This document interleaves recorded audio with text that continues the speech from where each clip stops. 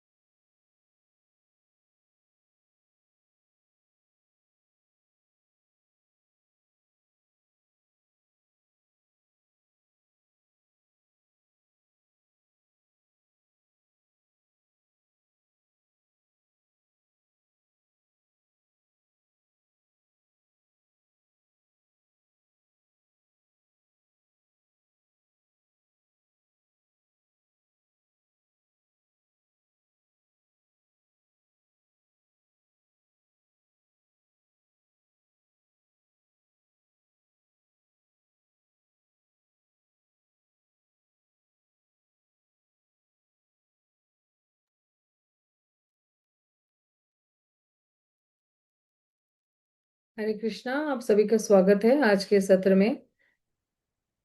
आज screen share कर देती हूँ मैं। हरे कृष्णा माता जी, दंडवत प्रणाम। कृष्णा दनम प्रणाम। हरे कृष्ण माता जी धन्यवाद।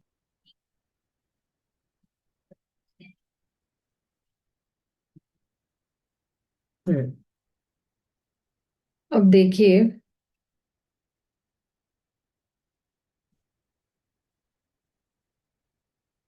ये उपदेशामृत का हिंदी जो है, हिंदी किताब है। ये आपको अगर चाहिए तो ऑनलाइन भी मैं भेज देती हूँ। हम्म। ये आमुख जरा हम लोग देख लेते हैं। तो इसमें एक्चुअली क्या लिखा है पता है? इसका हमारे पास पीपीटी भी है। ये पीपीटी भी मैं शेयर कर लूंगी बाद में आपके साथ व्हाट्सएप ग्रुप पे। वगैरह कृष्ण भावनामृत आंदोलन श्रील रूप गोस्वामी की अध्यक्षता में संचालित होता है।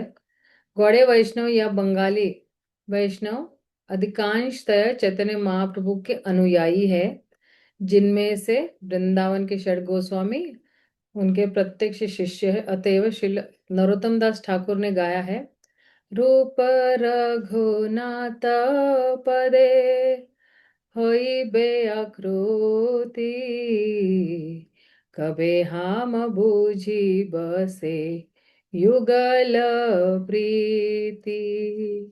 जब मैं रूप गोस्वामियों द्वारा प्रदत्त साहित्य को समझने के लिए उत्सुक होऊंगा, तभी मैं राधा तथा कृष्ण के दिव्य प्रेम व्यवहार को समझने में समर्थ हो सकूंगा। अब आप देखिए, इसका सारा फॉन्ट साइज बढ़ा देती ताकि आप लोगों को ये दिखाई दे अच्छी तरह से। हम्म। तो जब गोस्वामियों द्वारा साहित्य जो उन्होंने किताबें लिखी हुई है, तो समझने के लिए उत्सुक होऊंगा। यानी यहाँ पे एक्चुअली एक शब्द है उत्सुक। तो पढ़ने के लिए उत्सुक होना, उसको समझने के लिए उत्सुक होना। इसलिए तो श्रील प्रभुपाद ने जो है ये भक्ति शास्त्री कोर्स उसी वक्त बनाया था। ये भक्ति शास्त्री कोर्स अभी नहीं बना है, प्रभुपाद के टाइम पे बना हुआ है ये भक्ति शास्त्री कोर्स।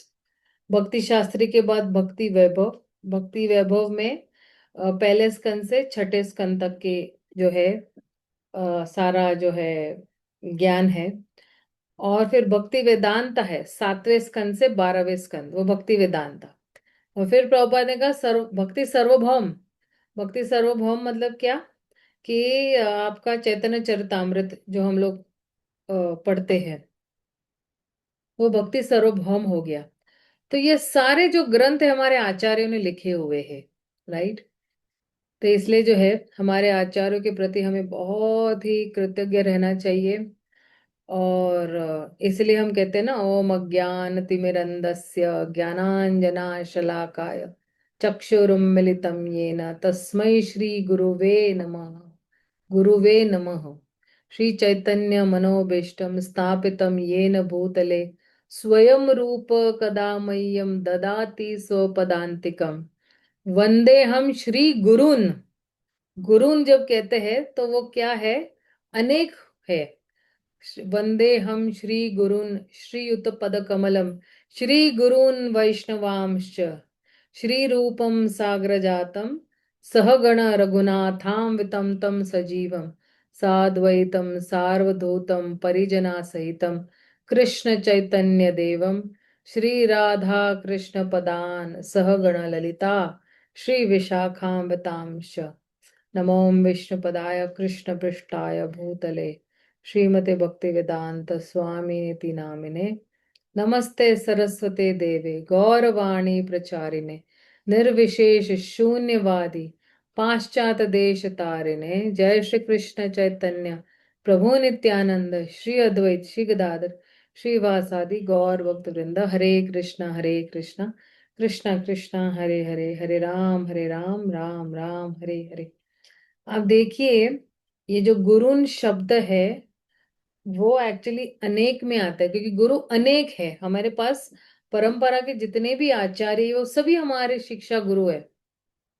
और श्री गुरुन वैष्णवांश्च, वैष्णवा, वैष्णव नहीं कहा है, वैष्णव यानी एक, वैष्णवान यानी बहुवचन में हो गया, राइट।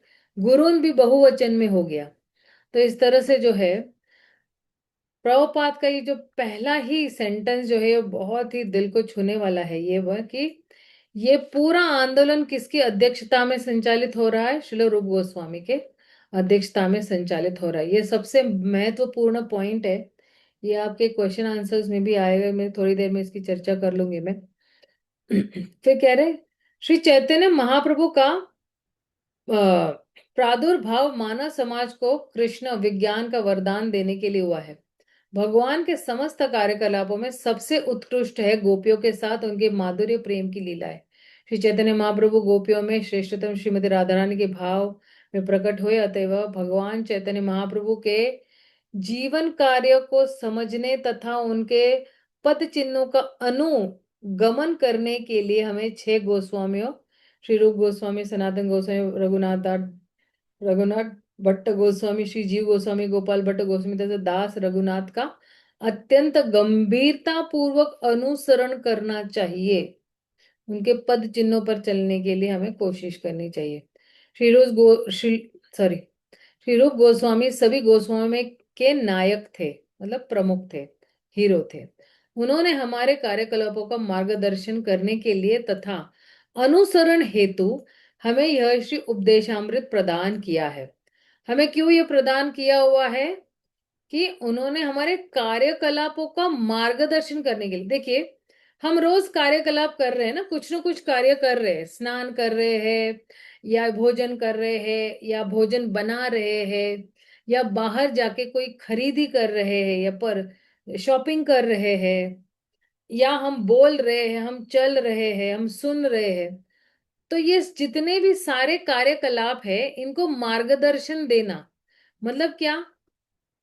कि हमें कैसे उठना है, कैसे बैठना है, कैसे खाना है, कैसे पैसे कमाना है, हमारे कार्यकलाप कैसे होंगे, हमारी वाणी कैसे होगी, हमारे वचन कैसे होंगे, हमारी सोच कैसी होगी, ये सब जो है मार्गदर्शन करने के लिए हमें ये उपदेशामृत, यानी आप सोचिए ये जो उपदेशामृत है ये एक्चुअली हमें बता रहा है कि आध्यात्मिक जगत में, ये एक्चुअली आध्यात्मिक जगत के लिए गाइड है, मैन्युअल है।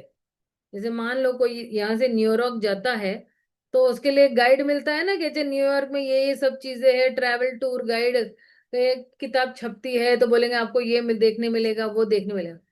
तो आप सोचिए आध्यात्मिक जगत के लिए, आध्यात्मिक जगत के लोग किस तरह से उठते हैं, बैठते हैं, खाते हैं, पीते हैं, सोते हैं, उनका एक दूसरे के साथ व्यवहार कैसा होता है, उनका उद्देश्य क्या होता है, उनका नजरिया क्या होता है, ये सारा जो है आध्यात्मिक जगत के बारे में ये उपदेश अमृत बताने वाला है। उपदेश, उप यानी ऊपर, ऊपर के देश के उपदेश के बारे में हमें क्या मिल रहा है? हमें एक मार्गदर्शन मिल रहा है। तो हमारे लिए प्रैक्टिस ग्राउंड क्या है? हमारे लिए प्रैक्टिस ग्राउंड यही से शुरू हो रहा है कि आध्यात्मिक जगत में मुझे किस तरह से उठना है, बैठना है, बोलना है, व्यवहार करना है, मेरी चेतना कैसे होनी चाहिए, मेरा खान पान कैसे होना चाहिए, मेरी इच्छाएं कैसे होनी चाहिए, वहां पे ये सारी चीजें जो है ये उपदेशामृत में बता रहे हैं। अब जिस प्रकार श्री चैतन्य महाप्रभु अपने पीछे शिष्टाष्टक नामक से 8 श्लोक छोड़ गए, उसी तरह श्री रूप गोस्वामी ने हमें उपदेशामृत प्रदान किया है जिससे हम शुद्ध वैष्णव बन सके। ये बहुत ही बढ़िया किताब है। मतलब आप सोचिए एक महाराज है, उनका नाम हनुमंत प्रेक्षक महाराज है, बहुत बहुत अच्छे महाराज है वो। तो वो कहते हैं कि ये जो किताब है मैं हर वक्त हर क्षण में जहां कहीं भी जाऊंगा मैं लेके घूमता हूं। मैं अपने घर से या अपने रूम से बाहर जब भी निकलता हूँ ये किताब हमेशा मेरे पास जो है गाइड की तरह रहती है। वो ले लेके घूमते, छोटी सी किताब है क्योंकि 11 ही श्लोक है इसमें, कोई ज्यादा श्लोक है नहीं। लेकिन सोचिए श्री रूप गोस्वामी कितने मतलब इतने फैंटास्टिक लेखक है, इतने फैंटास्टिक मतलब मेरी दूर की दृष्टि है उनकी कि बिल्कुल 11 श्लोक में हमें जो है पूरे आध्यात्मिक जगत का जो है निचोड़ दे दिया है कि आध्यात्मिक जगत में लोग किस तरह से रहना चाहिए। ये हमें, हम शुद्ध वैष्णव किस तरह से बनते, 11 श्लोक में हमें दे दिया है। समस्त आध्यात्मिक कार्यों में मनुष्य का पहला कर्तव्य अपने मन तथा इंद्रियों को वश में करना है। मन तथा इंद्रियों को वश में किए बिना कोई भी व्यक्ति आध्यात्मिक जीवन में प्रगति नहीं कर सकता है। मन तथा इंद्रिया, इस भौतिक जगत में प्रत्येक व्यक्ति रजोगुण तथा तमोगुण में लिप्त है। अब हमें उठना कैसे है? रजोगुण और तमोगुण से ऊपर उठना है।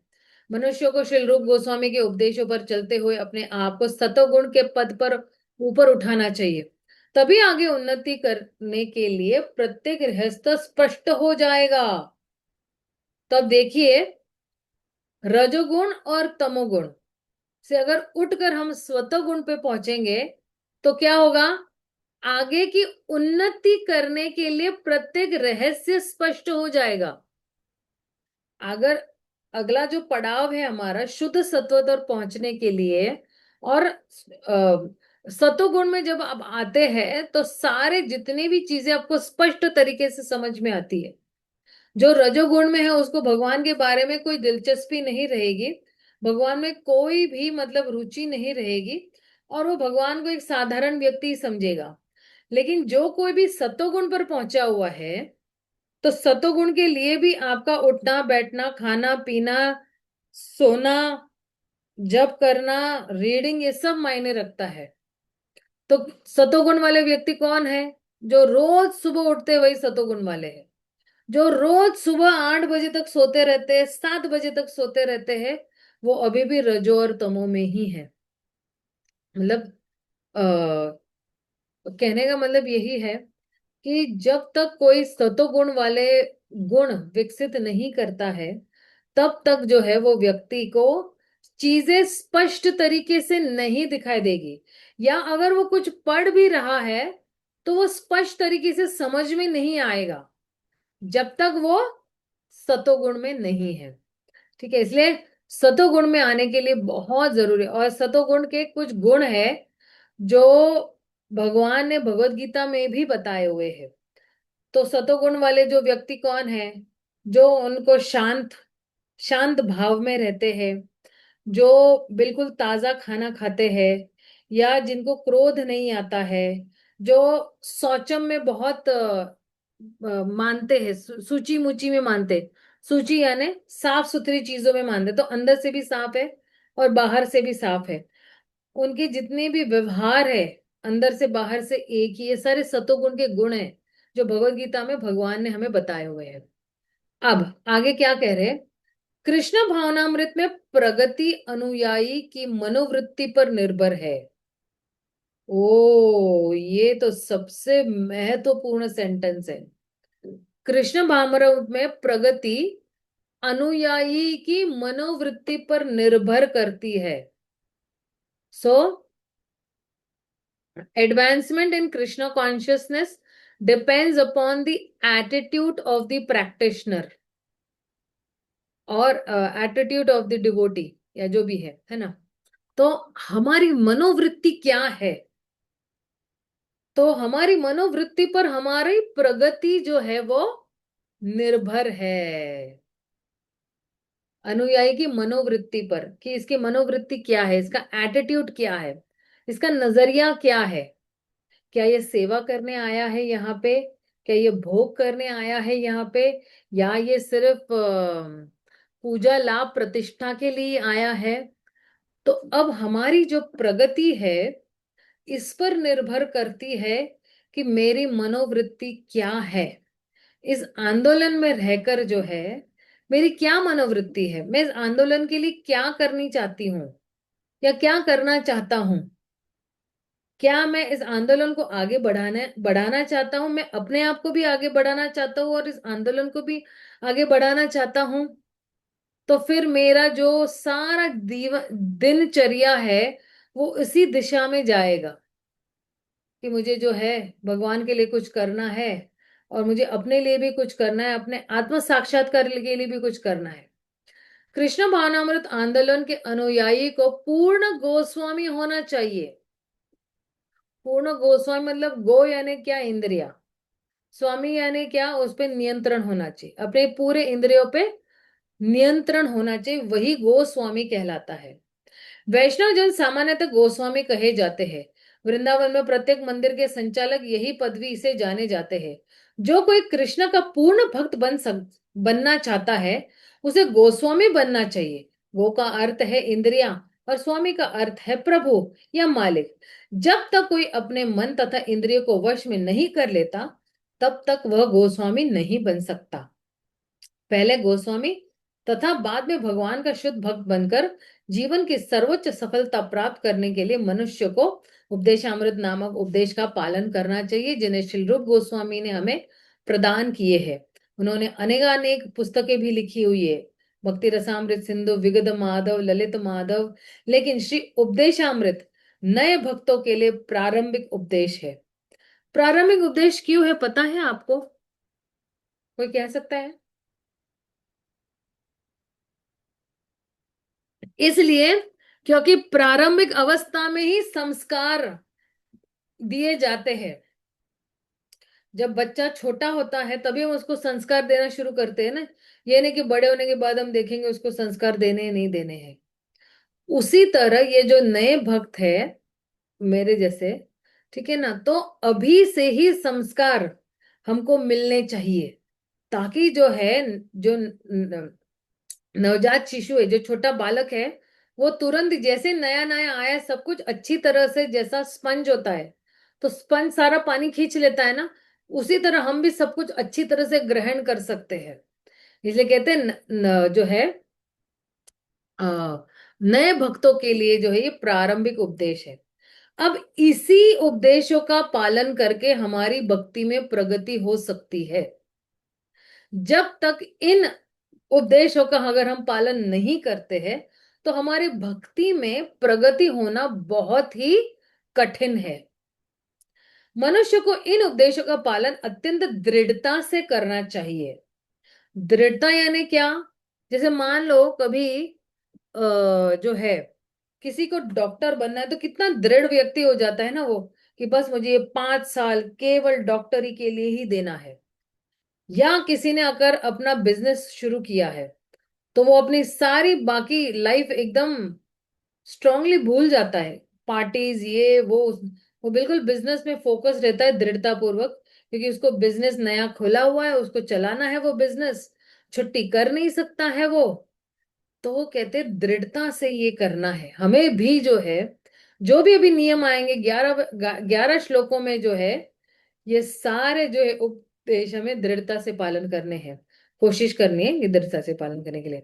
तभी अपना जीवन सफल बनाना अधिक सुगम होगा। तो ये जो है, ये हम लोग ने जो है आमुख पढ़ा है। अब आते हैं हमारे पहले श्लोक पे।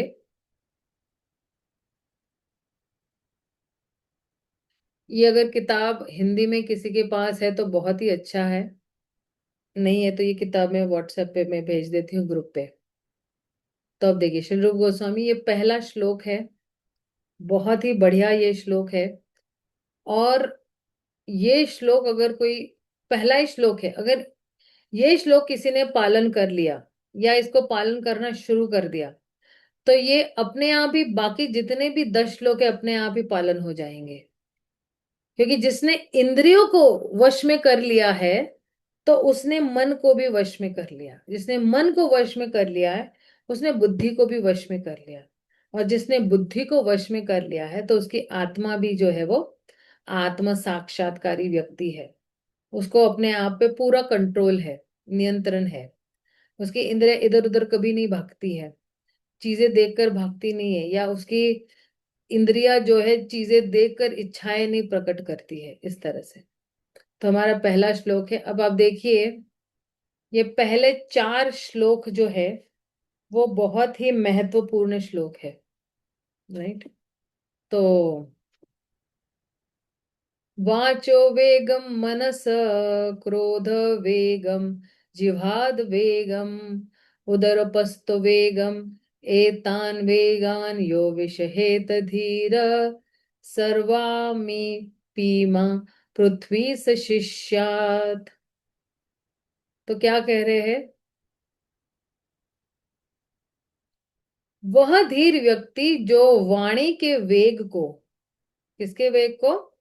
वाणी के वेग को, मन की मांगों को, क्रोध की क्रियाओं को तथा जीव उदर एवं ज्ञानेंद्रिय के वेगों को सहन कर सकता है, वह सारे संसार में शिष्य बनाने के लिए योग्य है। तो किसके वेग को? वाणी के वेग को। वाणी मतलब क्या? कि आजकल लोग वाणी से कुछ भी बोल देते हैं ना, किसी को गाली दे देते हैं, किसी की आलोचना करते हैं, बुरा भला बोल देते हैं। अब देखना, फेसबुक, ट्विटर, इंस्टाग्राम, ये सब जो है भरा पड़ा हुआ है बिना लगाम की वाणी के, सब कुछ भरा पड़ा हुआ है। मन की मांगों को, मन भी आप देखना, सभी का मन एकदम बंदर की तरह है, मांगता जाएगा, मांगता जाएगा, मांगता जाएगा। मन को ये भी चाहिए, ये भी चाहिए, ये भी चाहिए, और एक विचार से दूसरे विचार पर जो है वो छलांग लगाते रहता है। और क्रोध का तो पूछिए ही नहीं। अभी हम लोग न्यूज में कितना कुछ सुनते हैं, किसी ने ड्रम में डाल के मार दिया, किसी ने अपना शादी करके किसी को मार दिया, किसी ने क्या क्या, किस किस तरह के से लोगों ने जिहादी तरीके से लोगों को मार दिया, फ्रिज में डालकर किसी को मार दिया। तो ये क्रोध की सारी प्रतिक्रियाएं हैं। और ये क्रोध जो है वो तमोगुण और रजोगुण का ही प्रतीक है। क्रियाओं को तथा जीव, जीव क्या? जीव का एक्चुअली दो फंक्शन है।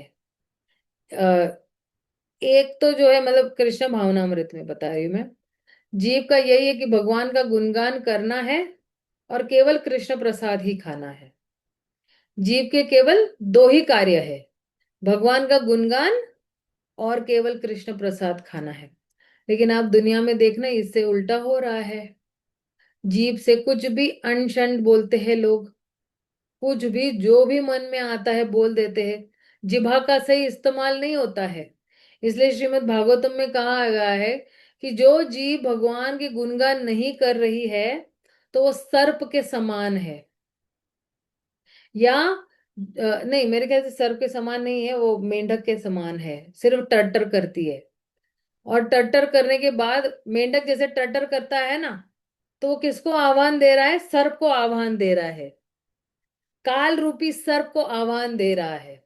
तो आगे सर्प क्या करता है? उसको झपेट में ले लेता है। तो ये जो जिभा है, ये जिभा केवल भगवान की ही सेवा में इस्तेमाल करना है, भगवान के गुणगान करने में और कृष्ण प्रसाद में। अब गुणगान लोग करते नहीं है, इसलिए कर्मों के चक्कर में फंस जाते हैं, कर्मों के चक्रव्यूह में बंधते जाते हैं। क्योंकि जो कर्म भगवान के लिए नहीं किया जा रहा है तो वो कर्म के बंधन में ही आएगा। जो कर्म भगवान के लिए किया जाता है तो वो कर्मों के बंधन में नहीं आते, वो भक्ति कहलाती है। तो अब हमारे कर्म रोज दैनिक जीवन में हमारे कार्य कैसे होने चाहिए? सारा कुछ भगवान के लिए। अगर हम स्नान कर रहे हैं तो भगवान के लिए, ब्रश कर रहे हैं तो भगवान के लिए, हम बाल बना रहे हैं भगवान के लिए, कपड़े पहन रहे हैं भगवान के लिए, नौकरी करने जा रहे हैं भगवान के लिए। कम से कम नौकरी करने जाते तो हम ये बोल सकते कि भगवान मैं आपके लिए नौकरी करने जा रहा हूँ। या मैं अगर स्कूल में पढ़ाने जा रहा हूं तो मैं आपके लिए पढ़ाने जा रहा हूँ कि कल को उठ के इन बच्चों को जो है कृष्ण भावनामृत मिल सके, वो भक्त बने और उनकी चेतना अच्छी हो जाए। या कोई बिजनेस कर रहा है तो भी वो भगवान के लिए कर सकता है, राइट? तो हमारी जितनी भी क्रियाएं हैं या हमारा जो कुछ भी है वो हम भगवान के लिए करेंगे। जो भी कर्म है, जो कुछ भी क्रियाएं हम करते वो भगवान के लिए करेंगे, तो कर्मों के बंधन में नहीं आएंगे, तो जन्म मृत्यु के चक्कर से हम छुटकारा पाएंगे। लेकिन अगर हमारे कर्म इंद्र तृप्ति के लिए हुए तो फिर हम कर्मों के बंधन में आ जाते हैं। अब जो है जीव, जीव का जो स्वभाव है या जीव की जो आदत डालनी है, तो ये भगवान की गुणगान करने के लिए ये जीव को आदत डालनी है। और खाएंगे तो केवल कृष्ण प्रसाद ही खाएंगे। अब बाहर देखिए लोग क्या क्या मांस मच्छी दारू या ये सब कुछ नशा करते रहते हैं, और जीव को जो नहीं जरूरत है बेफिजूल में देते रहते हैं। जैसे मान लो अगर मुझे अगर करेले पसंद नहीं है, मान लो, हाँ, तो मुझे जो पसंद नहीं है वही लोग मुझे खिलाते जा रहे, खिलाते जा रहे, खिलाते जा रहे हैं। वो मेरा खुराक है ही नहीं, मुझे पसंद ही नहीं है वो। मुझे बैंगन पसंद नहीं है तो लोग मुझे बैंगन खिलाते जाएंगे। उसी तरह जिह्वा जो बनी है वो केवल भगवान के लिए बनी है। ये जिह्वा केवल कृष्ण प्रसाद खाने के लिए ये जिह्वा बनी हुई है। केवल भगवान के गुणगान करने के लिए जिह्वा बनी हुई है। आप देखना, ये जितनी भी इंद्रियां हैं ये भगवान के लिए बनी हुई है। भगवान को आनंद देने के लिए या भगवान को संतुष्ट करने के लिए इंद्रिया दी हुई है। इंद्र तृप्ति करने के लिए इंद्रिया नहीं दी हुई है।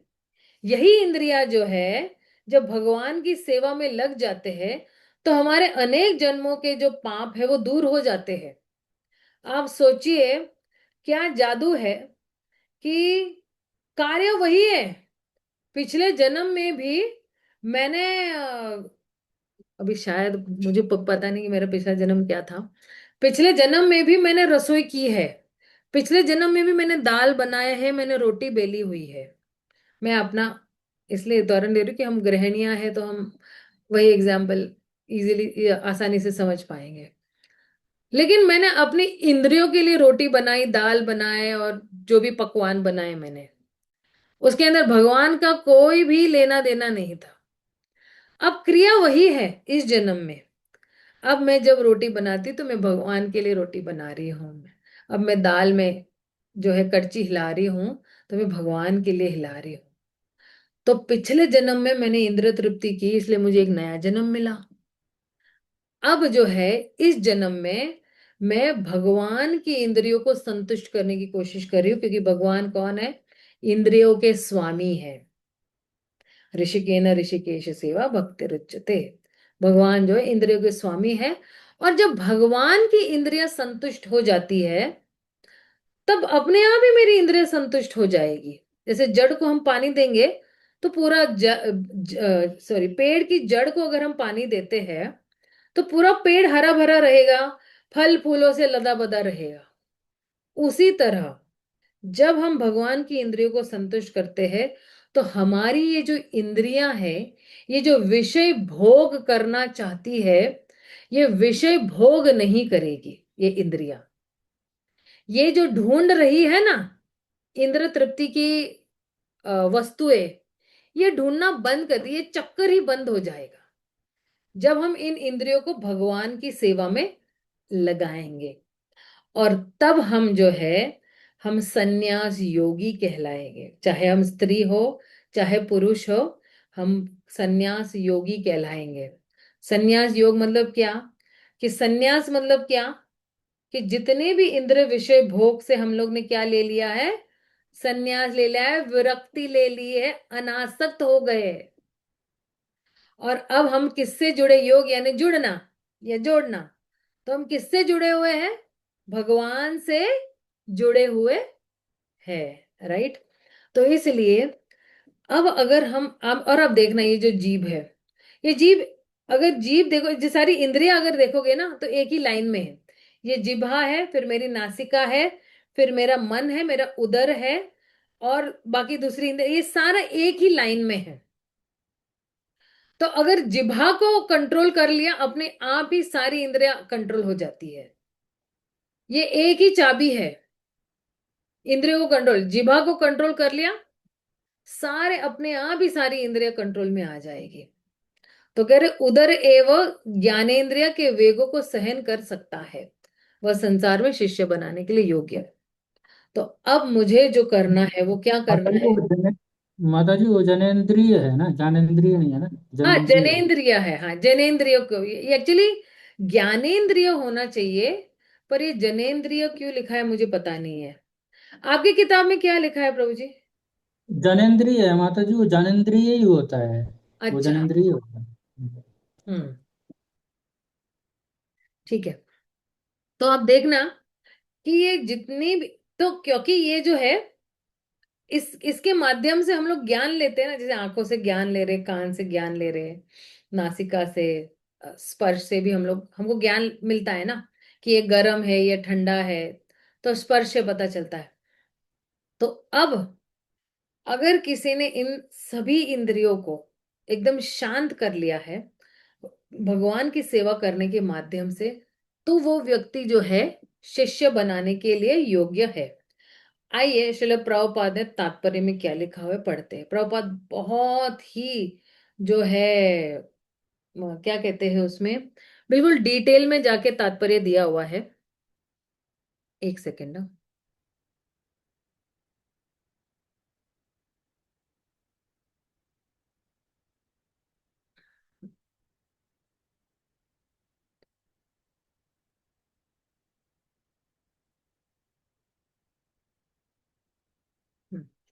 श्रीमद् भागवतम में परीक्षित महाराज ने सुखदेव गोस्वामी से अनेक बुद्धिमान पूर्ण प्रश्न किए।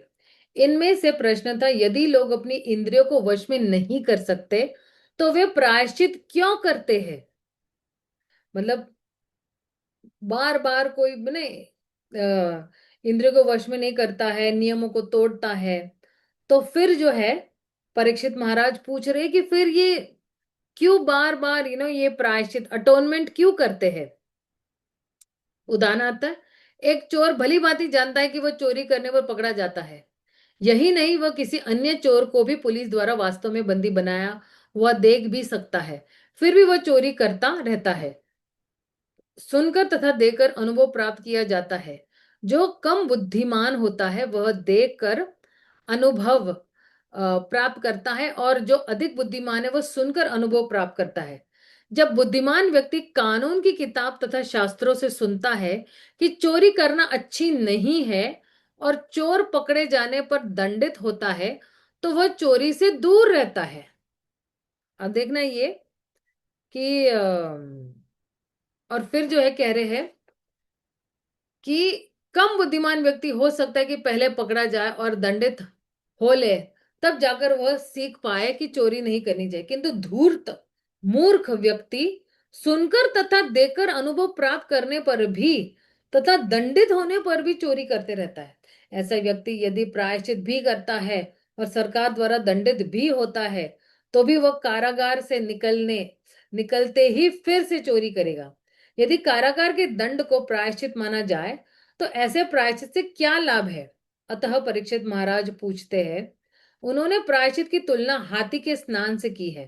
हाथी भले ही नदी में भली भांति स्नान कर ले, किंतु जैसा ही वह किनारे पर पहुंचता है वह अपने पूरे शरीर पर धूल छिड़क देता है, तो इस स्नान से क्या लाभ है। इसी प्रकार आध्यात्मिक अनुशीलन करने वाले हरे कृष्ण महामंत्र का जप करते हैं और साथ ही यह सोचकर अनेक निषेध कर्म भी करते हैं कि उनके जप से उनके सारे पाप नष्ट हो जाएंगे। भगवान नाम का कीर्तन करते समय जो 10 प्रकार के नाम अपराध किए जा सकते, उनमें से एक अपराध है नाम बलाद यस्य ही पाप बुद्धि, अर्थात हरे कृष्ण महामंत्र के जप के बल पर पाप कर्म करना। आप देखना कि अगर कोई ये सोचता है कि चलो मैं हरे कृष्ण महामंत्र करता हूं और मैं पाप कार्य भी कर सकता हूँ, चोरी चपाटी कर सकता हूँ, लोगों को ठगना, लूटपाट करना, या किसी को जो है किसी के हृदय को ठेस पहुंचाना, है ना। तो कह रहे हैं कि अगर मान लो कोई प्रायश्चित भी कर रहा है तो वो प्रायश्चित की बहुत कम महत्वपूर्ण होगा, और वो किसी को पाप कार्यों से रियली छुटकारा नहीं परवाने। तो आगे जो है परीक्षित महाराज क्या पूछते हैं कि अगर कोई बिल्कुल सतर्क भी है, और सतर्क यह है कि भाई मुझे पाप कार्य नहीं करना है, और फिर से अगर कोई पाप कार्य करे, क्योंकि देखिए ये एक्चुअली प्रश्न क्यों पूछा था परीक्षित महाराज ने, पता है कि ये क्योंकि छठा स्कंद है ना, कि छठा स्कंद से पहले पांचवा स्कंद आया है, और पांचवें स्कंद में जो है सुखदेव गोस्वामी ने नरक योनि की काफी कुछ जो है वो वर्णन किया हुआ था। अब काफी वर्णन करने के बाद जो है नरक योनियों के बारे में, तो परीक्षित महाराज जो वैष्णव है वो उनको चिंता हो गया कि अरे बाप रे, अगर कोई पाप कार्य करेगा तो ये नरक में जाएगा, तो फिर उसके लिए उपाय क्या है, उसको किस तरह से जो है ये जो है अपने आप से छुटकारा पा सकता है, मतलब इन चीजों से। तो परीक्षित महाराज यही कह रहे हैं कि अगर जो कोई व्यक्ति पाप कर रहा है और फिर से पाप, मतलब ये सोचकर कि भाई भगवान का नाम लेकर मैं पाप कार्य से छूट जाऊंगा, और फिर बार बार पाप करते रहेगा, तो ये तो ऐसे ही होगा जैसे यहाँ पे कहा गया है कि किसी हाथी ने अपने शरीर पर जो है बार बार वो स्नान करता है, बाहर आकर धूल फेंक रहा है, स्नान करता है, धूल फेंकता है। तो फिर जो है ये क्या क्या मायने है, मतलब क्या उसका फायदा है। तो परीक्षित महाराज मनुष्य होने के बाद भी जो है, क्योंकि परीक्षित महाराज ने कोई एक्चुअली पाप नहीं किया था, और परीक्षित महाराज ये जिज्ञासा कर रहे हैं कि किस तरह से एक मनुष्य जो है अपने आप को इन पाप कार्यों से छुटकारा पा सकता है, ताकि वह नरक योनियों में न जाए मृत्यु के बाद। तो सुखदेव गोस्वामी जो है कहते हैं कि प्रायश्चित करके जो है वो आ, इन पाप कार्यों से जो है वो छुटकारा पा सकते हैं। तो फिर जो है सुखदेव गोस्वामी जो है परीक्षित महाराज की जो है वो परीक्षा ले रहे थे, और फिर हालांकि वो तो पास तो हो गए उस परीक्षा में, और परीक्षित महाराज जो है वो कुछ और ही उत्तर चाह रहे हैं एक्चुअली सुखदेव गोस्वामी से। इसलिए फिर जो है कह रहे हैं, सुखदेव गोस्वामी कह रहे हैं कि कुछ ऐसे कार्य जो रहते हैं जो पाप और पुण्य दोनों को जो है वो जीरो है ना, तो फिर जो है तो वो उसमें से बाहर ही नहीं निकलेंगे। कोई किसी को लगेगा कि मैंने पाप किया है तो चलो अब पुण्य कर लेता हूं तो जीरो जीरो हो जाएगा। लेकिन जो है अगर कोई अपने आप को नियमों के दायरों में डाल देगा, है ना, और नियमों के दायरों में डाल के नियमों के दायरे में डाल के, जैसे हम लोग भी नियमों के दायरे में है, राइट, हम लोग जो है 4 नियमों का पालन कर रहे हैं, ब्रह्म मुहूर्त में उठते हैं, एकादशी का व्रत, ये तरह नियम है। लेकिन कई लोग कह रहे हैं कि अम, कई लोग जो है जब कहते हैं ना कि मैं एक पाप करूंगा तो उसके सामने में पुण्य कर लूंगा तो फिर वो बराबर हो जाएगा। तो परीक्षित सुखदेव गोस्वामी कहते हैं कि ऐसे लोग जो है वो बुद्धिमान नहीं है, और वो लोग जो है वो तमोगुण में है, और जब तक कोई तमोगुण से नहीं ऊपर उठता है तो फिर जो है वो अपने जितनी भी पाप कार्य करने की जो वृत्ति है, उसकी जो मनोवृत्ति है, वो उससे छुटकारा नहीं पाएगा। हालांकि लग सकता है कि उसने जो है वो बहुत सारे पुण्य कार्य कर रहा है, लेकिन पाप करने की वृत्ति जो है वो उसके अंदर कूट कूट कर भरी है। इसलिए जो है कह रहे हैं कि सही प्रायश्चित क्या है। सुखदेव गोस्वामी कह रहे हैं कि अगर किसी को सही प्रायश्चित करने हैं अपने पाप कर्मों से छुटकारा पाने के लिए, अभी पिछले जन्म में मैंने बहुत सारे पाप कर्म किए हैं, अब मुझे इन पाप कर्मों से अगर छुटकारा पाना है तो मुझे क्या करना पड़ेगा, मुझे अपने आप को सही ज्ञान में स्थित करना पड़ेगा।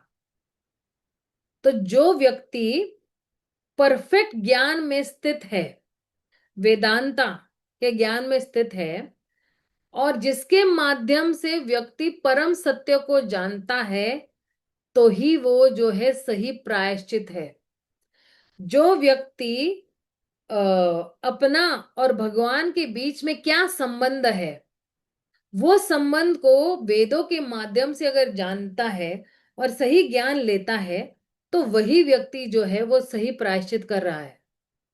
जैसे अभी आप लोग सभी लोग जो है ज्ञान ले रहे हो ना भक्ति शास्त्र के माध्यम से, तो एक तरह से यही हो गया कि ये हमारा प्रायश्चित ही है, राइट, कि हम जो है अज्ञानता में जन्मे हैं। ओम अज्ञान तिमिरंधस्य। अब गुरु की कृपा से जो है मुझे ये ज्ञान मिलना शुरू हुआ है, तो मैं ज्ञान जो है वो अर्जित करना शुरू करेंगे। अब इसलिए आप देखना, कर्म कांड से कोई ज्ञान कांड जो है तक पहुंच रहा है, तो और ज्ञान का मतलब जो सही सही प्रायश्चित है, तो वो अगर कोई व्यक्ति पूर्ण ज्ञान में है, मैं कौन हूं, मेरा भगवान के साथ क्या संबंध है, मैं कहाँ से आया हूं, मुझे कहाँ जाना है, ये सही ज्ञान में स्थित हो जाता है। और इसलिए जो है भगवत गीता क्या कहता है, नमाम दुष्कृतो मूढ़ा प्रपद्यन्ते नराधम माया अपहृत ज्ञानम आसुरम भावम आश्रितः।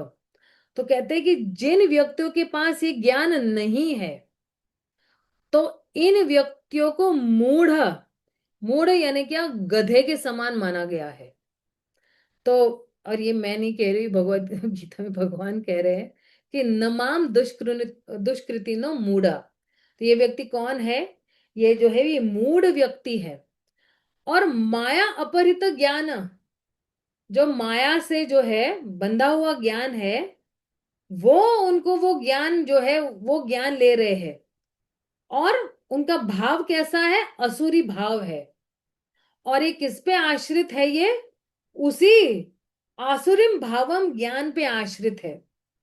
तो इसलिए जो है ये जितने भी कर्मी है जो पाप कार्य में लगे हुए हैं और उनको पता ही नहीं है कि मेरे जीवन का असली उद्देश्य क्या है, तो उनको एक्चुअली मूढ़ या गधे के समान माना गया है।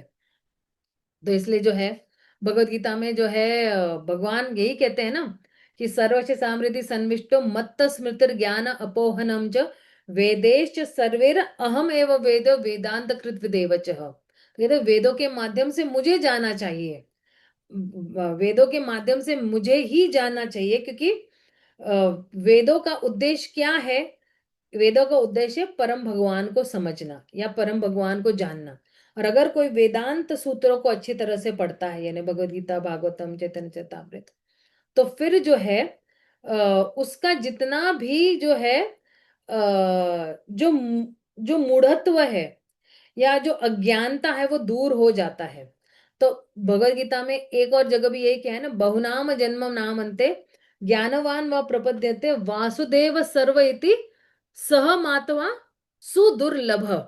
तो कहते हैं कि जो व्यक्ति को ज्ञान मिल गया है, बहुनाम जन्मन, बहुत जन्मों से अगर कोई घूमते रह गया है, तो ज्ञानवान मां प्रपद्यन्ते, बहुत जन्मों में घूम घूम कर व्यक्ति को जब ज्ञान आ जाता है, और वो प्रपद्यते, प्रपद्यते मतलब क्या, मेरी शरण में आता है, मुझे सरेंडर कर देता है, शरणागत हो जाता है, और जिसको समझ में आता है कि वासुदेव ही सर्वमिति है, ऐसा महात्मा कौन है, बहुत ही दुर्लभ है, बाकी सब तो गधे ही है। यह भगवत गीता स्पष्ट रूप से कह रहा है। तो जब कोई सही ज्ञान अर्जित करता है, तो वो समझता है भगवान कौन है, तो वो भगवान को क्या करता है, वो भगवान को शरणागत हो जाता है। तो अगर कोई ज्ञानी बन जाता है, तो हम जो है ये भौतिक कल्मश से जो है उसको छुटकारा पाते हैं।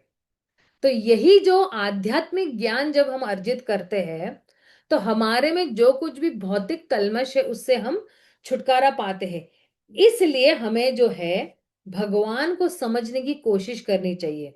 जब कोई भगवान को समझने की कोशिश करता है या भगवान के बारे में ज्ञान अर्जित करना शुरू कर देता है, तो तुरंत ही जो है वो पाप और पुण्य दोनों से, वो उसके जो परिणाम से है या उसके कर्मों के फल से जो है वो मुक्त हो जाता है। ये भागवतम कह रहा है, और ये प्रभुपाद भी उन तात्पर्यों में कह रहे हैं कि जो कोई भी ज्ञान अर्जित कर, तो सोचिए आप, ये ज्ञान जो है, ये ज्ञान भी ज्ञान योग में नहीं, भक्ति योग में ही आ रहा है। भगवान के बारे में ज्ञान अर्जित करना भी ये क्या आ रहा है, भक्ति योग में ही आ रहा है। तो जैसे जैसे कोई ज्ञान अर्जित कर रहा है, तो फिर क्या हो रहा है, वो पवित्र होना शुरू हो रहा है। फिर वो दृढ़ता पूर्वक जो है वो नियमों का पालन करने शुरू कर देता है। और फिर जो है कह रहे हैं कि जो ज्ञान मार्ग है वो कर्म मार्ग से भी बेहतर है। कहते हैं ना, कर्म कर्म योग मतलब क्या कि फल की इच्छा करना, मैं ये कर्म कर रहा हूं मुझे ये फल मिलेगा। लेकिन ज्ञान योग में ऐसा नहीं है। तो इसलिए जो है अ, अगर कोई कर्म योग के स्तर पर है, बहुत ही उसके पास चांस है कि वो जो है गिर सकता है अपने स्तर पर से और फिर से नरक योनियों में जा सकता है। लेकिन जो है अगर कोई ज्ञानी है तो फिर जो है वो जो है भगवान का भक्त भी बन सकता है। मतलब अ, एक एक्चुअली ऐसे श्लोक आता है भागवतम के 10वें स्कंद के, आई थिंक दूसरा अध्याय है। हम्म, एक सेकंड ना, मुझे वो श्लोक इतना बेहतरीन तरीके से याद नहीं है।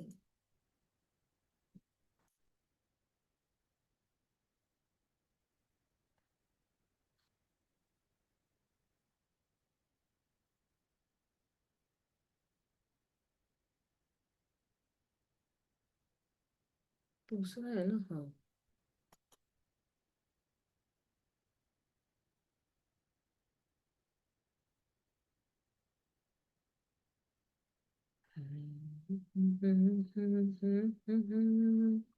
वही असत भावत भविष्य बुद्धया अरूय कृच्छेन परम पदम ततः पतन्ति अधो। ये थोड़ा बीच बीच में कुछ वर्ड्स अभी कभी है ना, हम लोग ये याद कर लेते हैं सारे श्लोक फिर, लेकिन इस्तेमाल नहीं करते तो भूल भी जाते हैं, लेकिन नंबर याद रह जाता है, वो अच्छी बात है। देखो, ये अन्ने रविंदाक्ष विमुक्त मानिनास त्वय्यस्त भावाद विशुद्ध बुद्धया अरुह्य कृच्चेन परम पदम तत पतन्ति अधो अनादृत युष्मत् अंग्रयाः। तो क्या कह रहे हैं इसके अंदर? तो कोई कह सकता है, मतलब डिवोटीज के अलावा, कि जो कोई भी जो है भगवान के ये अन्य अरविंदाक्ष विमुक्त मानस, तो जो कोई भी अरविंदाक्ष, देखो भगवान का एक नाम क्या है? अरविंद अक्ष। अरविंद अक्ष मतलब क्या? जिनकी आंखें जो है वो गुलाब के, सॉरी, कमल की पंखुड़ी की तरह है। और विमुक्त मानिना, तो ये जो है, जो कोई भी भगवान की शरण लेता है तो ये वही व्यक्ति है जो भक्त, जो भक्त नहीं है लेकिन उन्होंने कोई अलग सा मार्ग अपनाया हुआ है मुक्ति के लिए। तो फिर उनके साथ क्या होता है?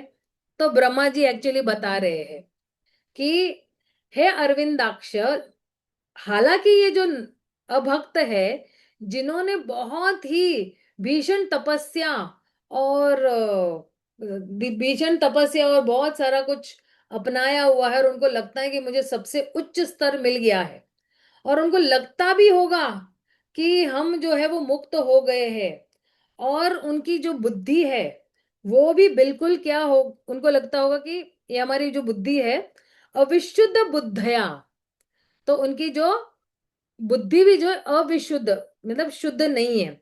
तो फिर भी ये लोग जो है वो शुद्ध नहीं है, और वो जो है फिर से जो है उनके स्तर से नीचे गिर सकते हैं। अब ये कौन लोग के बारे में बात कर रहे हैं? ये ज्ञानी लोगों के बारे में बात कर रहे हैं। क्यों?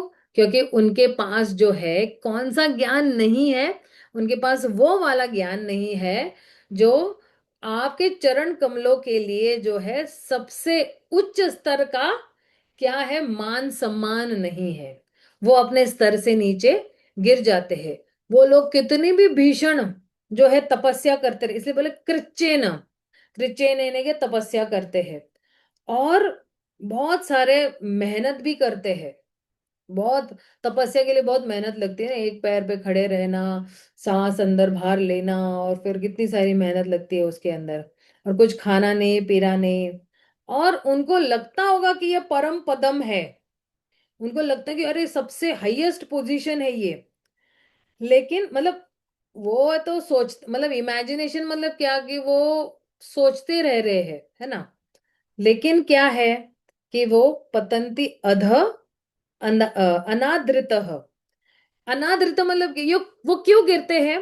क्योंकि उन्होंने अनादृत किया। मतलब क्या? कि उन्होंने आपकी भक्ति को स्वीकारा नहीं, आपकी भक्ति को नजरअंदाज कर दिया, आपके चरण कमलों को नजरअंदाज किया, आपके चरण कमलों के प्रति भक्ति को नजरअंदाज कर दिया। इसलिए जो है वो फिर से अपने पद से गिर जाते हैं। ये एक्चुअली बता रहे हैं। अब आप हम लोग मतलब अपने ये वाले श्लोक पे आ जाते हैं, ठीक है। इसी प्रकार कुछ ईसाई अपने पापों को स्वीकार करने के लिए गिरजागर जाते हैं। वे सोचते हैं कि पादचारी के समक्ष अपने पापों को स्वीकार करके और कुछ तपस्या करके वे अपने सप्ताह भर के पापों के फल से मुक्त हो जाएंगे। जो ही शनिवार बीतता है और रविवार आता है तो वो पुनः सोचकर पाप कर्म करने लगते हैं। आपको पता है पादरी के पास वो लोग जाते हैं, एक बॉक्स में बैठते हैं, बोलते मैंने ये पाप किया। पादरी बोलता ठीक है अब आगे से मत करना, लेकिन फिर से हर रविवार को पहुंच जाता है। तो अब जो है कहते हैं परीक्षित महाराज जो अपने समय के सर्वाधिक बुद्धिमान राजा थे, उन्होंने इस प्रकार के प्रायश्चित की भर्त्सना की है। भर्त्सना ने आलोचना की हुई है कि क्या फायदा है इस पाप का, मतलब इस प्रायश्चित से, कि तुम करते हो और फिर बाद में आते हो, तुम करते हो फिर बाद में वापस आते हो।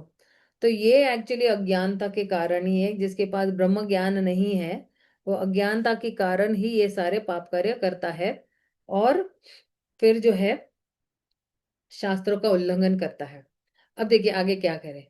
शुद्ध गोस्वामी जो समान रूप से बुद्धिमान थे और जो महाराज परीक्षित के योग्य गुरु थे, उन्होंने राजा के प्रश्नों का उत्तर दिया और इसकी पुष्टि की कि प्रायश्चित के विषय में उनका कथन सही था। पाप कर्म का निराकरण पुण्य कर्म से कभी नहीं किया जा सकता, अतएव असली प्रायश्चित तो हमारी सुप्त कृष्ण भावनामृत को जागृत करना है।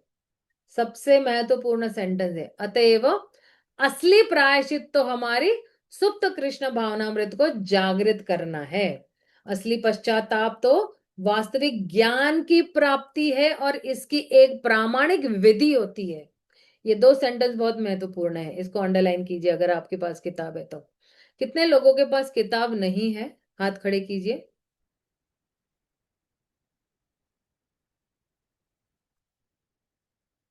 कितने लोगों के पास किताब अभी तक लाए ही नहीं है? सबके पास अपनी किताब है? नदिया शिरोमणि प्रभु आप तो दिखाई भी नहीं दे रहे हो, वीडियो तो ऑन है।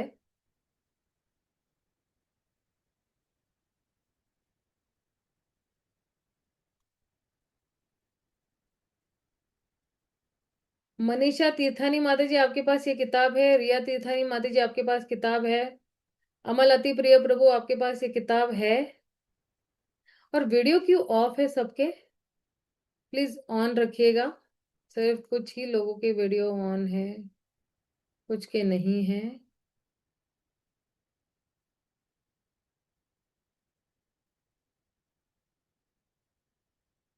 रिया तीर्थानी माता जी, मनीषा तीर्थानी, कृष्णा जी माता जी मेरे पास बुक है। अमल अति प्रिय प्रभु आपके पास भी किताब है?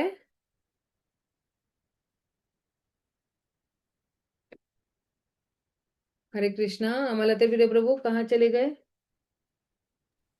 जी माता जी है। हरे कृष्ण माता जी। किताब में मैं स्नान। देख रहे हो ना आप? जी जी किताब सही है मेरे माता ओके जी, ओके, किताब है। सबके जरा प्लीज वीडियोस ऑन रखना, हाँ प्लीज, बहुत बस विनंती दो है। मिनट में दो मिनट में ऑन करता हूँ। हाँ प्लीज, हाँ क्योंकि वो ऐसा होता कि अंधेरे में तीर मारने के समान होगा कि भाई मैं दीवारों को समझा रही हूँ, किसको समझा रही हूँ उत्साह नहीं मिलेगा ना फिर। ठीक है नहीं ना? 2 मिनट दीजिए मुझे जी, ओके ठीक है। ओके। अब देखिए ये जो है, अतएव असली प्रायश्चित तो हमारी सुप्त कृष्ण भावनाओं के जागरण, असली पश्चाताप तो वास्तविक ज्ञान की प्राप्ति है और इसकी एक प्रामाणिक विधि होती है। जब कोई नियमित रूप से स्वच्छ रहने की प्रक्रिया का पालन करता है तो वह बीमार नहीं पड़ता है। मनुष्य जीवन कुछ निश्चित सिद्धांतों के अनुसार अपने मूल ज्ञान को पुनः जागृत करने के निमित्त होता है। ऐसे नियमित जीवन को तपस्या कहा जाता है। अब देखिए, स्वच्छ रहने के लिए हम कोई क्या करते हैं? प्रक्रिया का पालन कर रहे हैं, है ना? प्रोसेस जिसको कहते हैं, एक प्रोसेस है ना स्वच्छ रहने के लिए। कि रोज सुबह उठ के स्नान करेंगे, अंदर से भी और बाहर से भी। बाहर से प्रॉपर पानी से स्नान करेंगे और अंदर से हरे कृष्ण महामंत्र बोलकर हम जो है अपने मन, इंद्रिया और बुद्धि को जो है साफ करते रहेंगे। तो फिर हम बीमार नहीं पड़ेंगे। अभी हमारी बीमारी क्या है? हमारी सबसे बड़ी बीमारी यही है कि हम भगवान को भूल गए हैं, वही हमारी बीमारी है। तो फिर हम बीमार फिर से नहीं पड़ेंगे जब हम इन नियमों का पालन करेंगे। मनुष्य जीवन कुछ निश्चित सिद्धांतों के अनुसार अपने मूल ज्ञान को पुनर्जागृत करने के निमित्त होता है। ऐसे नियमित जीवन को तपस्या कहा जाता है। कभी भी मनुष्य तप तथा ब्रह्मचर्य, मनोनिग्रह, इंद्रिय निग्रह, दान, सत्य, शुद्ध तथा योगासन का अभ्यास करके धीरे धीरे असली ज्ञान के स्तर पर या कृष्ण भावनामृत के स्तर पर ऊपर उठ सकता है। किंतु यदि कोई इतना भाग्यशाली हो कि उसे शुद्ध भक्त की संगत प्राप्त हो सके, तो वह सरलता से योग क्रिया द्वारा मन को वश में करने के सभी अभ्यासों का अतिक्रमण केवल कृष्ण भावनामृत के विधि निषेधों का अनुसरण करके तथा प्रामाणिक आध्यात्मिक गुरु के निर्देशन से परमेश्वर की सेवा में संलग्न रहकर कर सकता है। कृष्ण भावनामृत की विधि निषेध इस प्रकार है: अवैध मैथुन से दूर रहना, मांसाहार न करना, नशा न करना, जुआ न खेलना। श्री लोग इसी सरल विधि की संस्तुति कर रहे हैं। अब ये जितने भी चार जो है ना नियम, ये सबसे बड़े घातक नियम है। इसी की वजह से बाकी और सारे नियम टूट जाते हैं, बहुत सारे नियम टूट जाते हैं इनको पालन नहीं जब करते हैं तो। अब देखिए, अब श्रील रूप गोस्वामी सही श्लोक पर आ रहे हैं। कह रहे हैं, सर्वप्रथम मनुष्य को अपनी वाणी पर संयम रखना चाहिए। हमें हमें हमसे प्रत्येक व्यक्ति में बोलने की शक्ति है और जैसे ही हम अवसर मिलता है तो हम बोलने लगते हैं। यदि कृष्ण भावनामृत की बात नहीं करते तो केवल व्यर्थ की अनेक बातें करते रहते हैं। जिस तरह मेंढक खेत में टर्राता है, उसी तरह कोई भी व्यक्ति जिसके पास जीभ है वह बोलने चाहता है, भले ही उसे जो कहना है वो मूर्ता पूर्वक क्यों न हो। लेकिन मेंढक की टट्टर सर्प को आमंत्रित करता है, यहाँ आओ आओ और मुझे खा जाओ। यद्यपि यह मृत्यु का आमंत्रण देना है, फिर भी मेंढक टर्राते रहता है। भौतिकवादी पुरुषों एवं मायावत दर्शनों के बोलने की तुलना मेंढकों की टर्राहट से की जाती है। ये सदैव व्यर्थ की बातें करते रहते हैं और अपने को पकड़ाने के लिए मृत्यु को आमंत्रित करते रहते हैं। लेकिन वाणी के संयम का अर्थ अपने पर थोपी गई चुप्पी नहीं है। देखिए, कभी कोई सोच सकता है कि भाई मैं तो चुप ही रहूंगा, न बोलूंगा, न पाप होगा। नहीं, वाणी का एक सही इस्तेमाल भी है। कई लोग नहीं मौन व्रत रखते हैं। मुझे याद है, मेरे कजिन ब्रदर है अमेरिका में, तो मासी का बेटा है, तो पहले बड़े मौन व्रत रखता था। और वो मौन व्रत जब भी रखता था तो मतलब हमारा दिमाग खत्म हो जाता था और इशारों में लिख के इधर उधर सब ना बताते रहता था। लेकिन मौन व्रत मतलब क्या कि मौन रखना मतलब आपको और आपके भगवान से आप कुछ वक्त तक आप जो है आपका तार जोड़ते हो भगवान के साथ। तो मौन व्रत मतलब क्या कि फिजूल की बातें प्रजल्प नहीं करना, भगवान के अलावा कोई बात नहीं करना, ये मौन व्रत में आ जाता है। फिजूल की बातें करना ये मतलब क्या कि जीभ को हिलाना कहते हैं।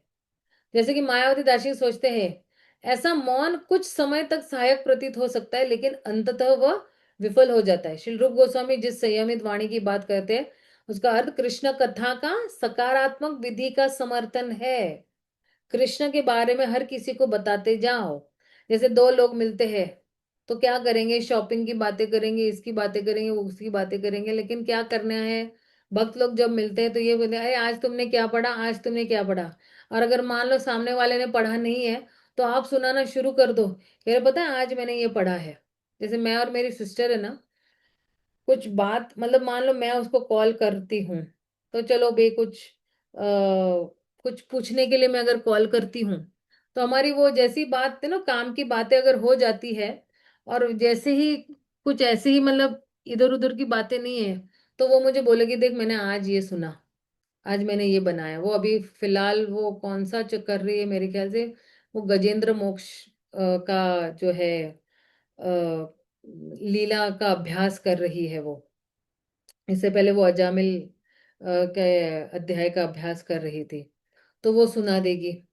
और मैं प्रहलाद महाराज के बारे में अभी फिलहाल पढ़ रही हूँ, तो प्रहलाद का महाराज के बारे में मैं बता दूंगी। फिर इन दोनों में समानता क्या है, हम सोचेंगे कि अरे गजेंद्र को भी जो है बहुत ही कष्ट हुआ, प्रहलाद महाराज को भी कष्ट हुआ, लेकिन दोनों में अंतर क्या है, गजेंद्र का कष्ट के बीच में अंतर क्या है, या प्रहलाद महाराज के बीच को, प्रहलाद महाराज को भी कष्ट हुए तो दोनों के बीच में अंतर क्या है।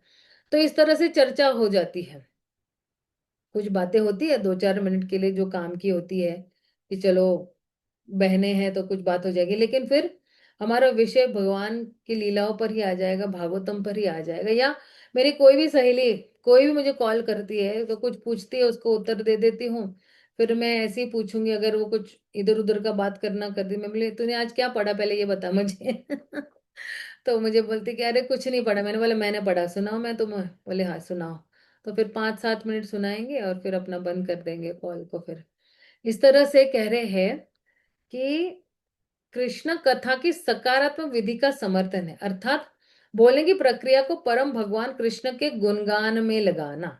इस प्रकार जीव भगवान के नाम रूप गुण लीला की महिमा का गान कर सकती है। अगर आप प्रभुपाद के भी जीवन में देखोगे ना, तो प्रभुपाद ने कभी प्रजल्प नहीं किया है।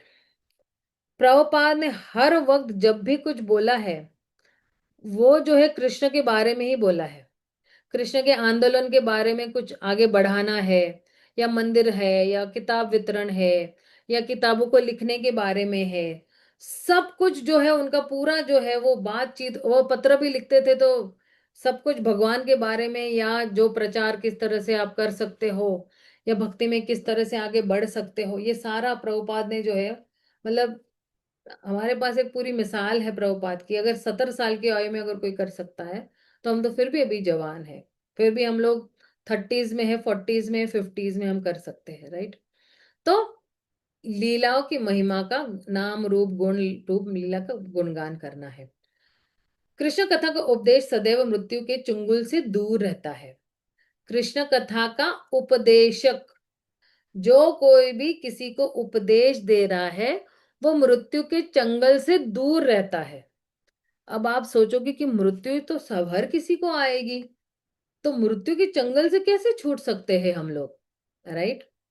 तो एक्चुअली जो है, जो व्यक्ति भगवान के नाम गुण रूप लीलाओं का स्मरण करते रहता है,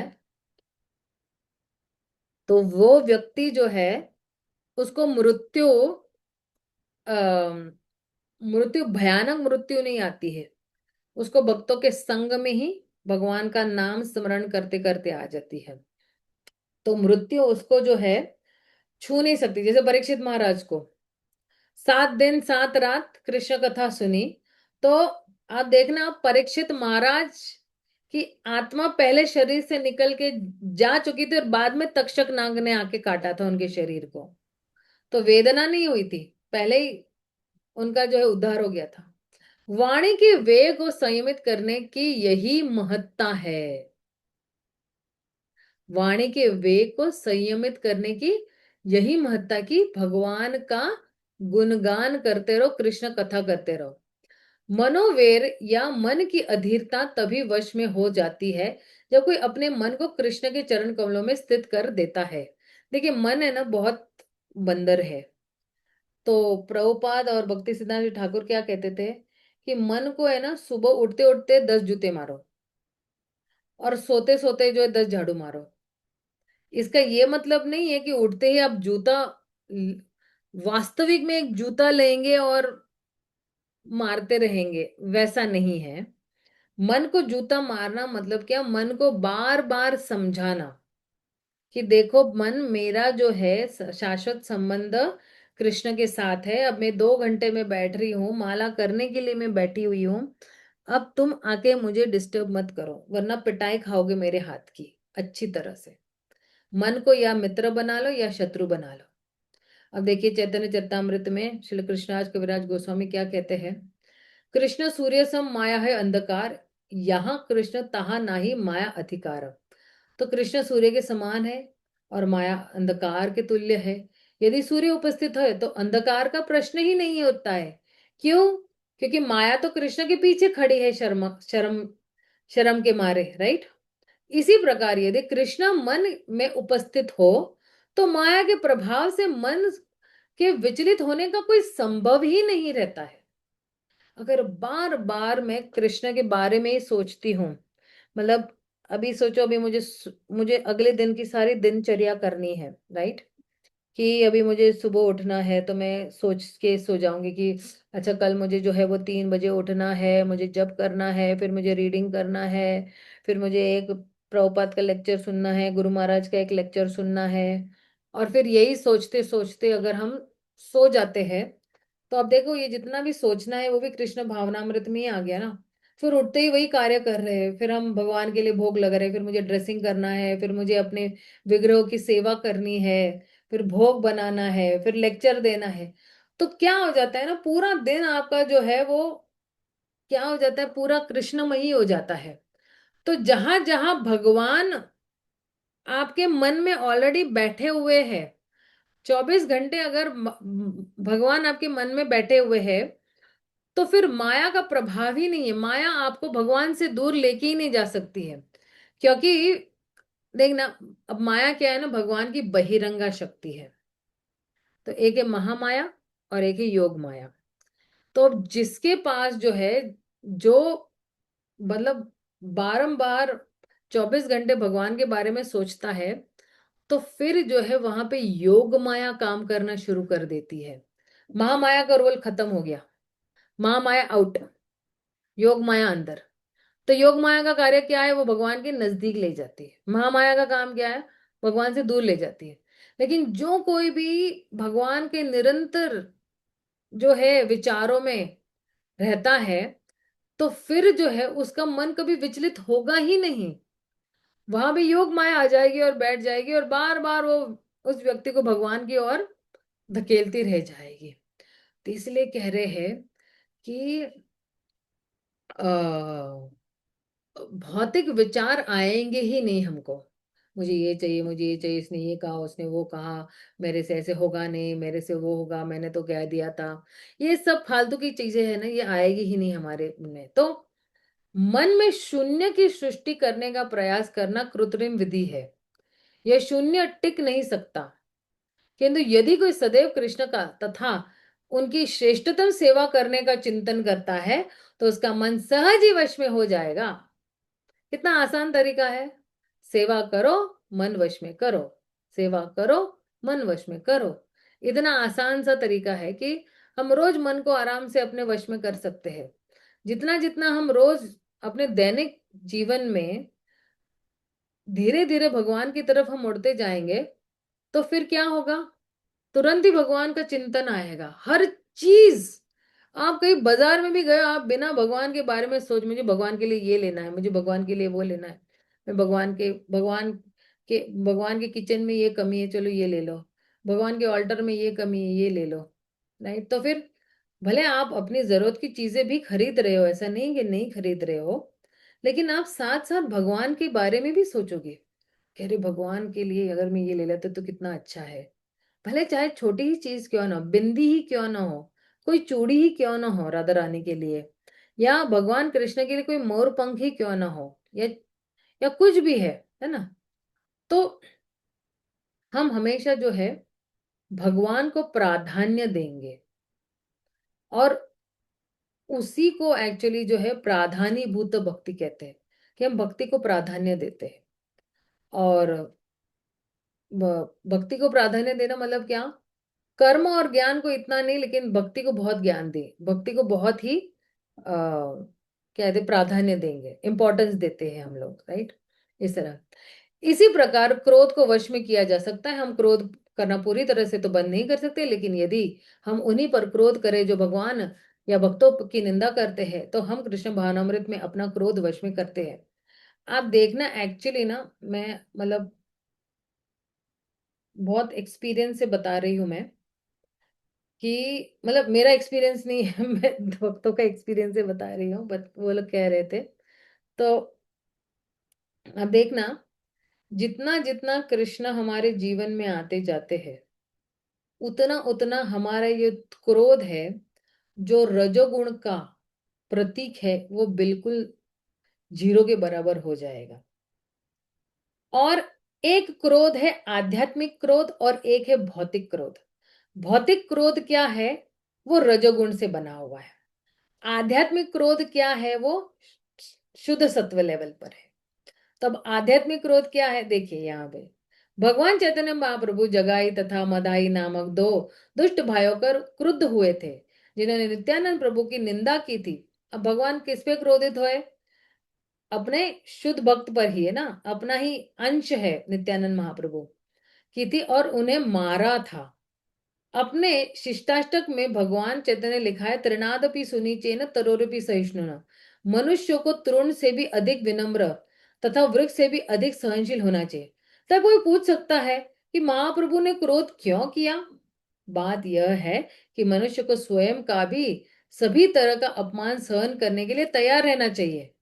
लेकिन जब कोई कृष्ण या उनके शुद्ध भक्त की निंदा करता है तो असली भक्त क्रुद्ध होता है और अपराधियों पर अग्नि की तरह बरस पड़ता है। इसलिए चैतन्य महाप्रभु ने नहीं कहा, चक्र चक्र चक्रगार, चक्र प्रकट भी हो गया था उस समय।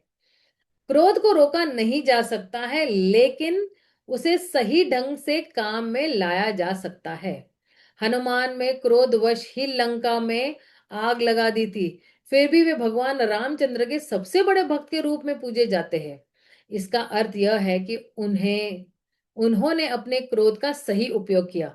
अर्जुन इसके दूसरे उदाहरण है, वे युद्ध नहीं चाहते थे, लेकिन कृष्ण ने उनके क्रोध को यह कहकर उकसाया, तुम्हें युद्ध करना होगा, बिना क्रोध के युद्ध करना संभव नहीं है। किंतु जब क्रोध का उपयोग भगवान की सेवा में किया जाए तब वह वश में हो जाता है। तो भगवान की सेवा में इस क्रोध को लगाना है। प्राय एक्चुअली मैंने देखा है कि अगर कोई बिल्कुल जैसे नहीं कि सतोगुण में है तो उसको क्रोध बोध कुछ इतना ज्यादा नहीं रहता है, वो अपना लाइफ है ना बिल्कुल शांति से बिताते रहता है, वो खुद भी जीता है, दूसरों को भी जीने देता है। और त्रिनादपि सुनी चैन, सचमुच अगर कोई उस पर क्रोधित हो भी जाता है तो वो सहन कर लेता है। और सहन इसलिए करता है क्योंकि उसके पास एक उच्च उद्देश्य है। उच्च उद्देश्य मतलब क्या? कि जब आपके पास एक हायर पर्पस है तो फिर ये लोअर चीजें जो है, ये निचली जो निम्न स्तर की चीजें है ना, वो आपको बहुत सताएगी नहीं, वो आपको बहुत मायने नहीं रखेगी। ये चीजें बहुत है कि अच्छा छोटी छोटी चीजों पे ना कि अहंकार फूट उठता है लोगों का। अरे उसने मुझे वो कहा, अरे उसने मुझे ऐसे ही कैसे कहा, अरे उसको पता है नहीं कि मैं क्या हूँ, मैं भी बड़े घर का हूँ, मैं भी बड़े घर की हूँ, इसने मुझे बोला ही ऐसे क्यों। ये छोटी छोटी बातें जो है ना, ईगो, ये चीजें बहुत बीच में आ जाती है।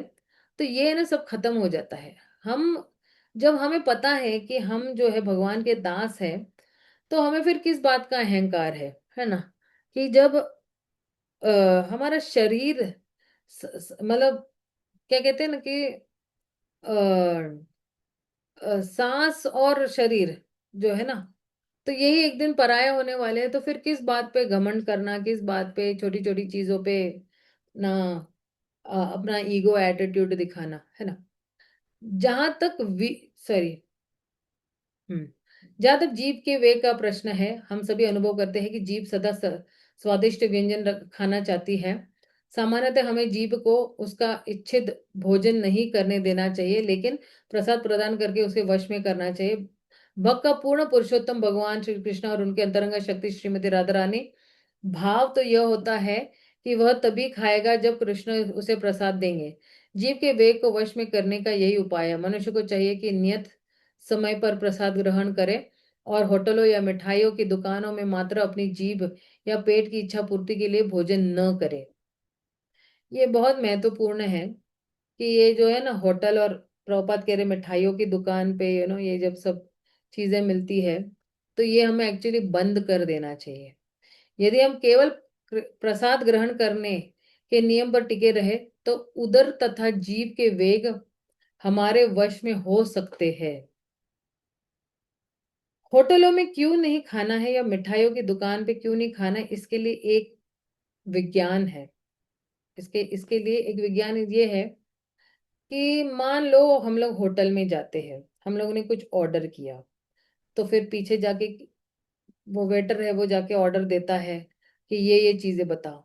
अब जो बनाने वाला है वो अगर सही इंसान नहीं है क्रोध में है और बोलेगा कि मैं इसका खून कर डालूंगा, उसने मेरे साथ बात ही ऐसे क्यों की, अब वो ऐसे बना रहा है। अब देखना उसने अपनी चेतना उसमें डाल दिया है, उस भोजन में डाल दिया जो हमारे लिए पका रहा है वो, और अब वही हमें परोस रहा है। क्या परोस रहा है?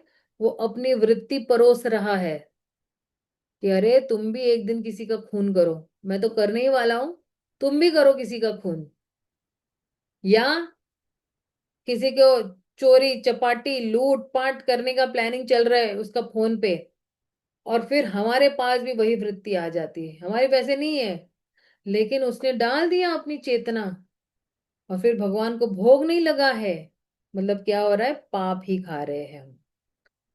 भगवान भगवत गीता में कहते हैं ना, जो मुझे भोग लगा के नहीं खाता है वो पाप खा रहा है, तो फिर से जन्म मृत्यु के चक्कर में फंसे रहेंगे। इसलिए जो है प्रभुपाद मना करते हैं बाहर होटलों में खाने के लिए, और जहां चाहे वहां रहा है। अगर कोई यात्रा कर रहा है तो यात्रा में भी वो जो है वो अपना बांध के ले जा सकता है, भले 10 दिन की हो 12 दिन की हो, है ना, वो अपने डब्बे भर भर के लेके जा सकता है। और अगर वाकई में वो अडिग है ना उस पे कि मैं खाऊंगा तो केवल कृष्ण प्रसाद खाऊंगा वरना मैं भूखा मर जाऊंगा, मैं मर जाऊंगा लेकिन मैं ना पाप नहीं खाऊंगा, तो फिर उसको भक्तों का संग मिल जाता है, कोई ना कोई भक्त मिल जाता है। एक बार है ना, एक महाराज जी है, उनका नाम है भक्ति बृहद भागवत महाराज। तभी महाराज है तो उनका तो कैसे ना, मतलब सब कुछ एकदम कठिन रहता है। यहाँ से एक देश से दूसरे देश, दूसरे देश से तीसरे देश, अभी कभी दुबई जैसे देश में जाएंगे तो क्या मिलने वाला है। तो एक ऐसा देश था, वो वहां पे पहुंचे और वहां पे उनकी फ्लाइट 8 घंटे डिले, तो फ्लाइट वहीं पर ही लैंड हो गई, डिले हुई, कुछ तकनीकी खराबी थी तो वहां पे लैंड हो गए। अब वो अपने गुरु को पूछ रहे हैं कि मैं तो यहाँ पे लैंड हूँ, 8 घंटे यहाँ मैं लटके लेने वाला हूँ। तो गुरु ने अपने शिष्यों को फोन किया कि देखो मेरा एक शिष्य है, वो यहाँ पे इसी एयरपोर्ट पे, और आप भी उसी शहर में हो, जाओ जाके उनको प्रसाद दो। तो अब सोचो, क्योंकि ये महाराज अपने साथ है ना सिर्फ ड्राई फ्रूट्स और ये फल फूल लेके जाते हैं, तो गिरिराज स्वामी महाराज के जो शिष्य है वो आए और इन्होंने भक्ति ब्रत भागवत महाराज को प्रसाद दिया उस एयरपोर्ट पे। तो न केवल 8 घंटे, उसके बाद का भी जो है ड्राई प्रसादम जो है वो दे दिया। तो उस टाइम पे महाराज यही बता रहे थे हमें उस क्लास में कि अगर आप चाहे वहां रहा है, अगर आप अडिग रहोगे भगवान भेजेंगे, गुरु भेजेंगे, निश्चित रूप से किसी न किसी को आपके लिए भेजेंगे। भगवान भूखा तो नहीं मारेंगे, लेकिन ये हमारी परीक्षा है कि हम कितने जो है उस पर जो है खरे उतरेंगे, या हमारी परीक्षा में कितने पास हो जाते हैं हम लोग कि हम खाएंगे तो केवल कृष्ण प्रसाद ही खाएंगे। इसलिए प्रभुपाद यहाँ पे कह रहे हैं होटल और मिठाई की दुकानों पे हमें नहीं खाना चाहिए, क्योंकि उनकी चेतना हमारे में आ जाती है। हम इतनी भक्ति कर रहे हैं तो यही हो गया ना, हाथी की तरह ही हो गया, स्नान करने जा रहे हैं बाहर आ रहे हैं धूल फेंक रहे, स्नान करने जा रहे हैं बाहर आ रहे धूल फेंक रहे, इस तरह से। इसी प्रकार जनेंद्रियों के वेग या काम वासना के वेग भी उन्हें अनावश्यक रूप से प्रयोग में न लाकर वश में किए जा सकते हैं। जनेंद्रिय का उपयोग कृष्ण भावनामृत संतान उत्पन्न करने के लिए किया जाना चाहिए, अन्यथा उनका प्रयोग न किया जाए। कुत्ते बिल्ली भी जो है अपने जनेंद्रियों का इस्तेमाल करते हैं, तो फिर मनुष्य में और कुत्ते बिल्लियों में क्या फर्क हो जाएगा, राइट? तो कि कर्मेंद्रियों की तृप्ति अपितु कृष्ण भावनामृत संतान उत्पन्न करने के लिए दिया जाता है। जो ही बच्चे थोड़े बड़े हो जाते हैं उन्हें डैलस टेक्सास के गुरुकुल में भेज दिया जाता है, जहां उन्हें पूर्णतः कृष्ण भावनामृत भक्त बनने के लिए प्रशिक्षित किया जाता है। ऐसे अनेक कृष्ण भावनामृत बच्चों की आवश्यकता है, और जो इस प्रकार की संतान उत्पन्न करने में सक्षम होते हैं उसे जनेंद्रिय का उपभोग करने दिया जाता है। अब देखिए, ये जो जनेंद्रिय का उपभोग मतलब क्या, कि जब एक स्त्री और पुरुष जब साथ में आते हैं तो उससे पहले कुछ गर्भोदय संस्कार होते हैं, कि गर्भ में जो है कोई एक बालक जब आने वाला है। एक सेकंड, एक सेकंड, एक सेकंड, होल्ड ऑन।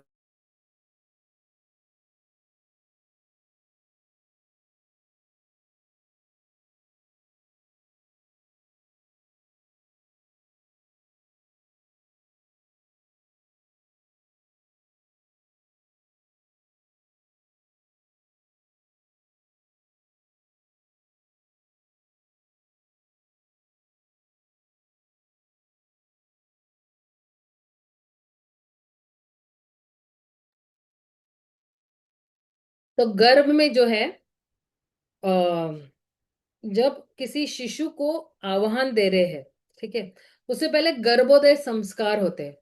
जैसे पति और पत्नी दोनों ने 51 मालाएं करनी है, तभी जाके एक पवित्र जीव जो है उस स्त्री के गर्भ में जो है वो जन्म ले सकता है। अब इसे कहते हैं गर्भोदय संस्कार। जिस तरह से हम भी एक पवित्र आत्मा की इच्छा कर रहे हैं कि हमारे गर्भ में आके स्थित हो जाए, उसी तरह वो पवित्र आत्मा भी पवित्र गर्भ ढूंढ रहा है। क्योंकि ये जो पवित्र आत्मा है ये पिछले जन्म का योगी है, पिछले जन्म का भक्त है, तो वो भी पवित्र गर्भ ही ढूंढ रहा है। और जब उसे मौका मिलता है तो वो उसी पवित्र गर्भ में प्रवेश करता है।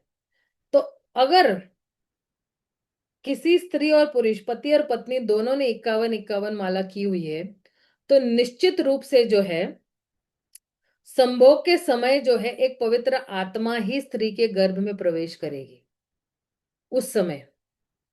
तो इसलिए कह रहे हैं कि जितने भी बच्चे पैदा करने करो आप, लेकिन प्रॉपर गर्भोदय संस्कार से, और इसी हेतु से आप बच्चों को जन्म दो कि ये हमारा आंदोलन आगे बढ़ाएंगे। तो जनेंद्रिय का उपयोग आप इसलिए कर सकते हो, लेकिन केवल जो है कुत्ते बिल्लियों की तरह नहीं, इंद्र तृप्ति के लिए नहीं इस्तेमाल करना है। इस हेतु से करना है कि भगवान का आंदोलन हमें बढ़ाना है, बहुत लोगों की जरूरत है।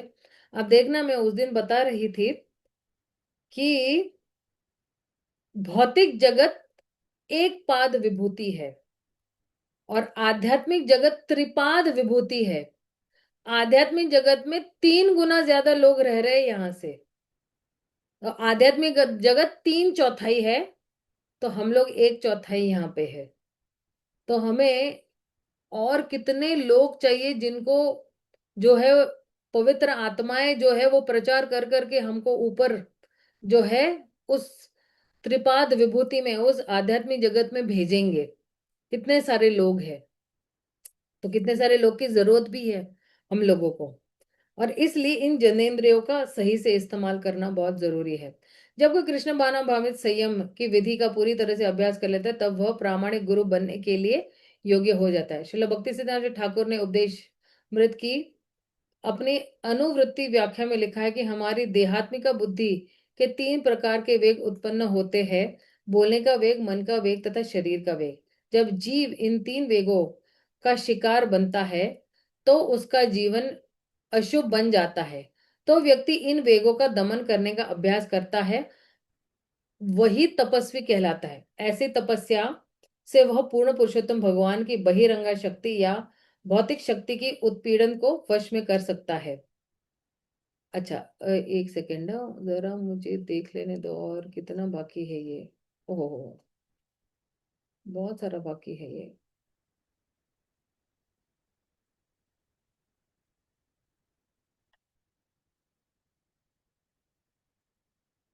हम्म इस मुझे लग रहा है कि इसका शेष भाग 1 2 3।